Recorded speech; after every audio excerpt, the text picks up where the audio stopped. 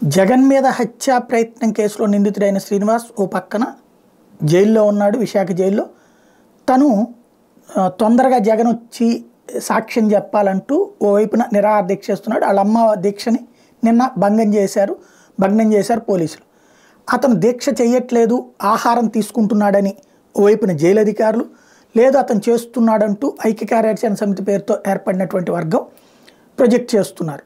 అయితే వాస్తవంగా నేను నిన్ననే చెప్పా, మామూలుగా హత్యా ప్రయత్నం ఇట్లాంటి కేసుల్లో 2-3 ఏళ్ళు జైలు శిక్ష పడుద్ది, కానీ ఎందుకని ఇన్ని రోజులు ఉంచడం అదేంటో తేల్చుకోవాలి అంటే ఇప్పుడు చెప్తున్నటువంటిది ఏంటంటే దీని మీద నిపుణులు చెప్తున్నటువంటి లెక్క, ఇందులో 307 ఐపీసీ హత్యా ప్రయత్నం కేసే కాకుండా ఎన్ఐఏ సెక్షన్ 3A అన్నటువంటిది యాడ్ చేసింది.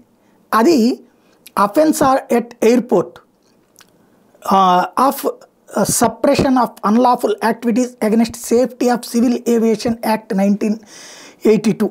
ఇది దీంట్లో అంటే విమానాశ్రయంలో దాడి అనేటువంటిది భద్రతాపరమైనటువంటి ముప్పు అన్నటువంటి అంశం మీద పెట్టబడినటువంటి సెక్షన్ కింద కూడా కేసు పెట్టడం మూలంగా అది రుజువైతే, అంటే అతను ఆల్రెడీ సీసీ క్యామ్ లేకపోయినా అక్కడ ప్రత్యక్ష సాక్షులందరూ కూడా అతను హత్యా ప్రయత్నం చేశాడన్న చూపించారు కాబట్టి అసలు ఎందుకు పోయింది ఆ సీసీ క్యామ్ అనేది తెలియదు.